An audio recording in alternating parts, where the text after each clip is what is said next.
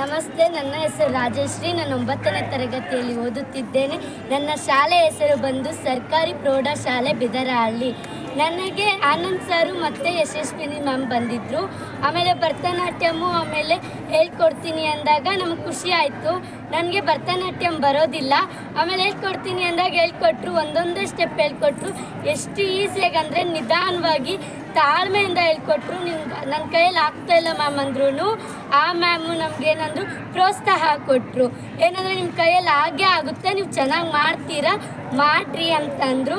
ಆಮೇಲೆ ನಮ್ಮ ಸ್ವಲ್ಪ ಜನ ಸೆಲೆಕ್ಟ್ ಮಾಡಿಕೊಂಡು, ನಿಮ್ಮನ್ನು ಸೆಲೆಕ್ಟ್ ಮಾಡಿಲ್ಲ ಅಂತ ಬೇಜಾರು ಮಾಡ್ಕೋಬೇಡ್ರಿ, ನಿಮಗೂ ಇನ್ನೊಂದ್ಸಲಿ ಹೇಳ್ಕೊಡ್ತೀನಿ, ನೀವು ಮಾಡ್ತೀರಾ ಅಂತ ಹೇಳ್ಬಿಟ್ಟು ನಮಗೆಲ್ಲ ಕಾಸ್ಟ್ಯೂಮ್ಸು ರೆಡಿ ಮಾಡೋದು ಎಲ್ಲದರಿಂದ ಹಿಡಿದು ತುಂಬ ಚೆನ್ನಾಗಿ ಮಾಡಿದ್ರು.